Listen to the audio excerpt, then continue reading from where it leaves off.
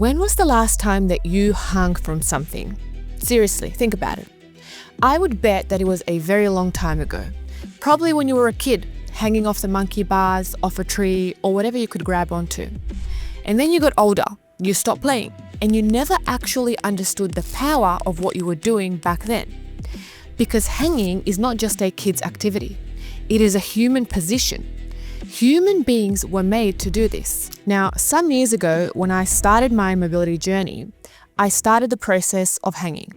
And I couldn't actually believe the transformation that it had on my body. It fixed my long-standing shoulder injuries. It fixed my compressed spinal discs. It fixed my elbow issues. So today I want to talk about the power of hanging, the benefits, why you should be doing it, why everybody should be doing it, and the research showing that hanging is connected to one of the greatest predictors of longevity that we have. So let's get into it.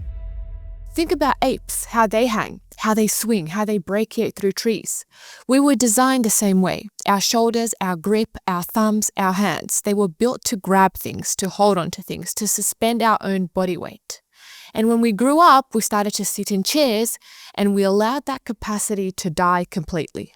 So let's start with the obvious question. Why would hanging off a bar do anything? So here's the thing. Your shoulders are the most mobile joints in your body. And modern life uses them in one range. Arms up, arms down, slightly forward, often reaching at a keyboard. And that's it. Day after day, year after year. Your shoulders adapt to that. The joint capsule tightens, the tissues shorten, and the overhead position completely disappears. And then one day you reach up for something and your shoulder pinches and you go, oh, I must be getting old. But you're not getting old. You just stopped moving your shoulders through their full range of motion and you stopped hanging. When you hang, a few things happen at once. Your spine decompresses. Gravity, which spends all day pushing down on your disc, suddenly works in your favor and pulls everything long. Your shoulders also open into full flexion, the range that you never use. Your grip works hard, your lats, your forearms, the tissue around your elbows. So everything gets loaded in a stretched position, which is exactly how tissues get healthy again. And that's why it helped my shoulders. That's why it helped my discs. That's why it helped my elbows. It wasn't because it was some magical exercise. It was just giving my body a position that it had been starving for. Positions that your typical rehab exercises like external rotations could never fix. But let me tell you what makes this bigger than just injuries. Grip strength is one of the strongest predictors of longevity that we have. It's not one of these soft correlations. It is actually showing up in the research again and again. Grip strength tracks with markers of health, with how well people age, with how long people live. It is such a reliable indicator that researchers use it as a proxy for overall strength and vitality. And what's the simplest, the most complete way to train grip? It's hanging. It is holding your own body weight from a bar. A common benchmark is being able to hold a dead hang for around 60 seconds. So you can literally start today by testing yourself against that. Most people can't get anywhere near that. Most people will grab a bar and drop off after 10-15 seconds. And that number is telling you something about the state of your body. So you can literally start today by testing yourself against that. Most people can't get anywhere near that. Most people will grab a bar and drop off after 10-15 seconds. And that number is telling you something about the state of your body. A lot of you will have a weak grip, so you won't be able to hold onto the bar. A lot of you will experience shoulder issues because your shoulders are already quite damaged from lack of use, and so this position is not comfortable, it's foreign. A lot of you will have spine issues because the sheer nature of decompressing those discs, which are constantly shrunk due to sitting and not moving, you're also going to feel it. So a lot of these things will occur and pop up. But what you need to remember is that this is just information. This is your body giving you feedback, and you shouldn't shy away from that. You shouldn't run away from that. You should actually absorb that, appreciate that your body is telling you something, and then work out a plan on how you're going to remove that so you can become resilient and strong. So it's not just about shoulders feeling good. This bar is giving you a reading on your overall health. So why is something so simple like hanging so hard for people? There are a few reasons. Like I said, your grip goes first because years of not carrying, not climbing, not holding anything heavier than your phone, and your hands just are not strong anymore. Then there's the shoulders. Well, most people are so tight in the overhead position that hanging feels like their armpits are tearing. Then you have to factor in your body weight. If you are carrying extra weight, you're hanging with a loaded vest on, so it's going to be harder for you. And for some people, it is complete fear. Their shoulders feel so unstable up there, so the body just doesn't trust the position. Now, none of these are reasons not to hang. They are the reasons that you must hang. Every one of those limitations is reversible, and the bar fixes what the bar exposes. So here is exactly how to build up to this, step by step. You're going to meet yourself exactly where you are. Step 1, you're going to start with assisted hanging.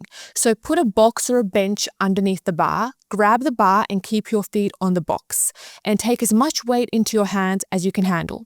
Maybe that's 30% of your body weight, and that's fine. You're teaching your grip, your shoulders, and your nervous system that this position is safe.